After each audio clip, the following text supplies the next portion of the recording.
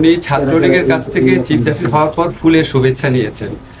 তো এটা তো আমার কাছে ব্যক্তিগত অভিমত ছিল কোড অফ কন্ডাক্টের লঙ্ঘন ছিল, এবং এটা এটা খুব ভালো একটা ইমপ্রেশন দেয় না। এবং উনি ডিবি পুলিশের যে প্রধান হারুন, যার নানান আপনার কি বলবো তার সম্পর্কে নানান প্রশ্ন রয়েছে, এবং উনি আমাদের এই ছাত্র আন্দোলনের সমন্বয়কদেরকে ধরে নিয়ে নির্যাতন আটকে রাখা এটার মূল ব্যক্তি ছিলেন। তো ওনার কাছ থেকে উনি একজন ডিবি পুলিশের প্রধানের থেকে উনি সোনার তরবারি উপহার নিয়েছিলেন। তা আমার তখন খুব অবাক লেগেছিল, এবং উনি বিদেশে গেলে বিভিন্ন আওয়ামী লীগের যে নেতৃবৃন্দ আছেন ওনাদের বাসায় থাকেন।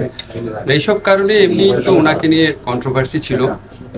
তারপর যখন উনি এই মামলাটা চলার সময় কমেন্টটা করেছেন এত কিসের আন্দোলন, আমি পত্রিকা যেভাবে পড়েছি এটা রিয়াক্ট করেছে, এবং আমি যেটা জানি ছাত্র জনতার পক্ষ থেকে ইতিমধ্যেই উনার পদত্যাগের ব্যাপারে দাবি উঠেছিল।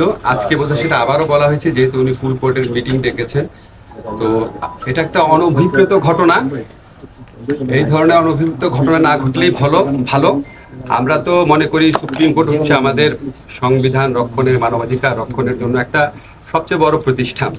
তো এমন কিছু কারোরই করা উচিত না যেখানে ছাত্র জনতার যে গণ আন্দোলন বা গণ অভ্যুত্থান এটার বিপক্ষে সুপ্রিম কোর্টকে দাঁড় করানোর চেষ্টা কারো করা উচিত না।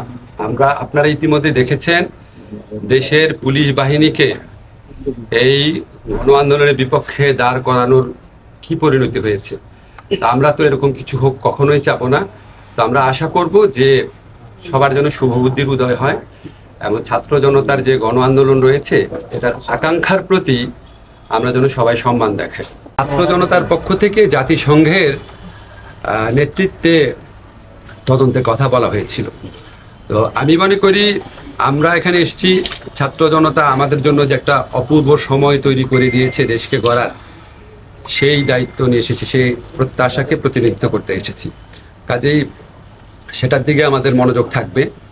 আর বিচার বিভাগীয় তদন্ত এখন যেটা আপনি বলেছেন এটার ব্যাপারে এখন এই মুহূর্তে মন্তব্য করছি। ছাত্র জনতার পক্ষ থেকে আমি একটা স্ট্যাটাস দেখেছি, আসিফ মাহমুদ বলেছে যে এটা কারোর সাথে কনসাল্ট করে নাই উনি।